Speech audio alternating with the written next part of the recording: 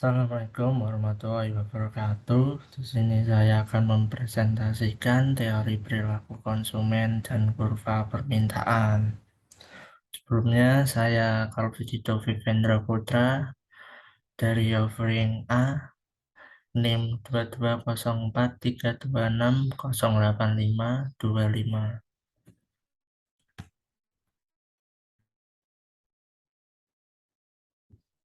Apakah perilaku konsumen itu?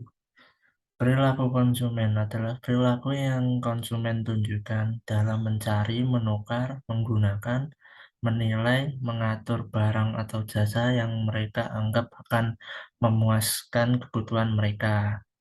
Definisi lainnya adalah bagaimana konsumen mau mengeluarkan sumber dayanya yang terbatas seperti uang, waktu, tenaga untuk mendapatkan barang atau jasa yang diinginkan.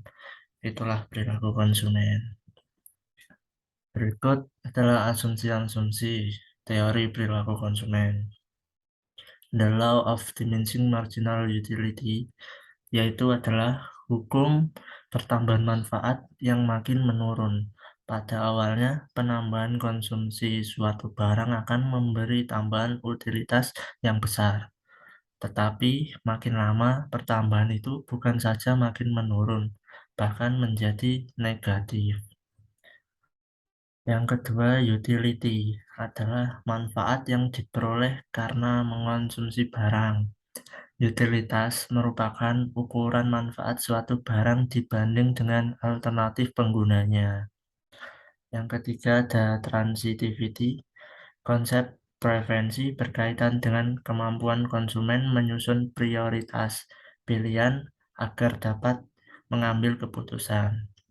Minimal ada dua sikap yang berkaitan dengan preferensi konsumen, yaitu lebih suka, prefer, dan atau sama-sama disukai, atau indifference.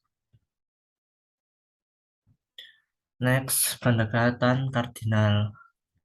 Teori kardinal menyatakan bahwa kegunaan dapat dihitung secara nominal, sebagaimana kita menghitung berat dengan gram atau kilogram, panjang dengan sentimeter atau meter.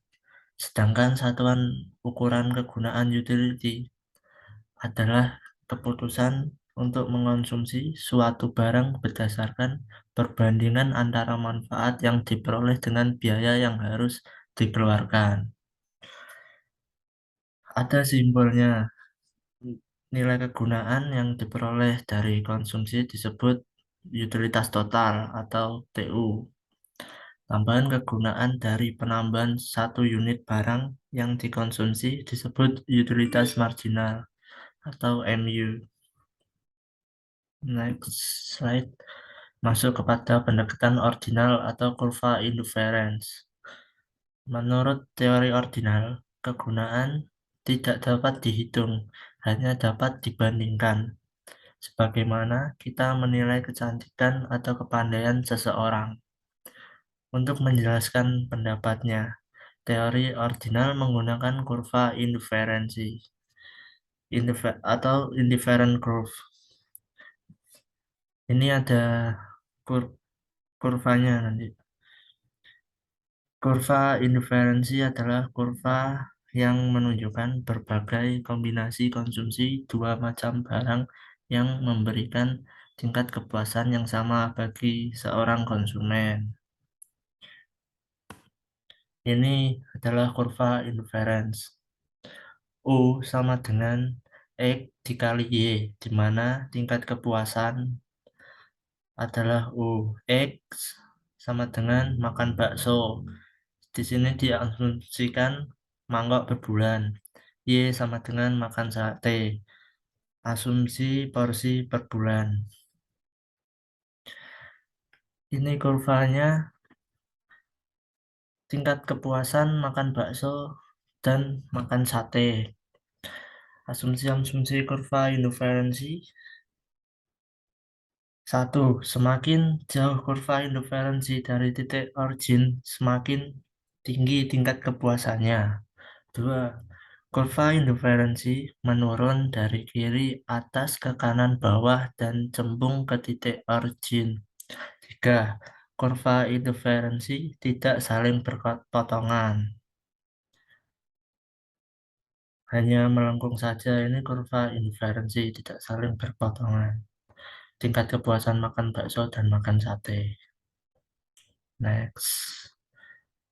Kita masuk ke kurva permintaan. Hukum permintaan, jika harga naik, maka jumlah output yang diminta akan turun, vice versa.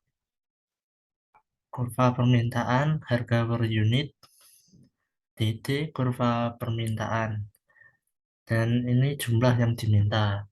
Secara secara matematis, Q sama dengan F, P atau P sama dengan A min BQ.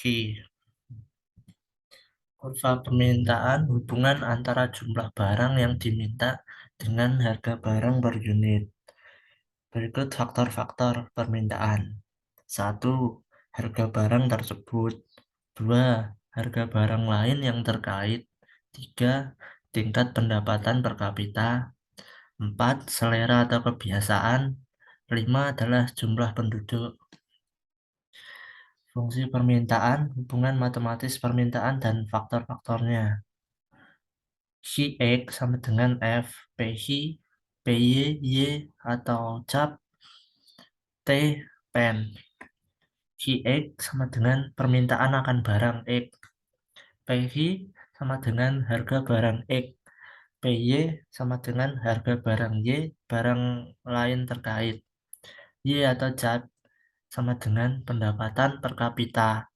T sama dengan selera atau kebiasaan. Pen sama dengan jumlah penduduk.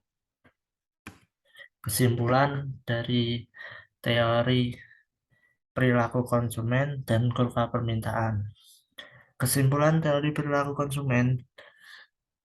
Kesimpulan yang dapat diambil dari permasalahan dalam jurnal ini adalah perilaku konsumen merupakan proses yang akan dilalui oleh seseorang dalam melakukan kegiatan seperti mencari, membeli, mengevaluasi untuk dikonsumsi memenuhi kebutuhannya.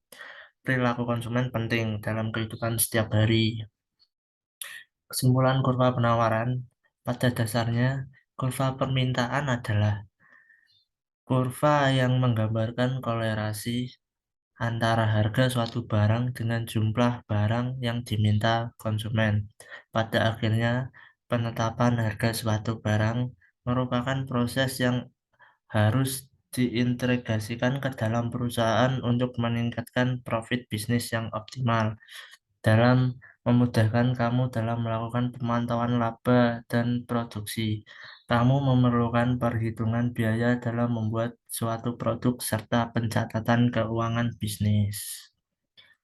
Sekian dari saya, terima kasih. Wassalamualaikum warahmatullahi wabarakatuh.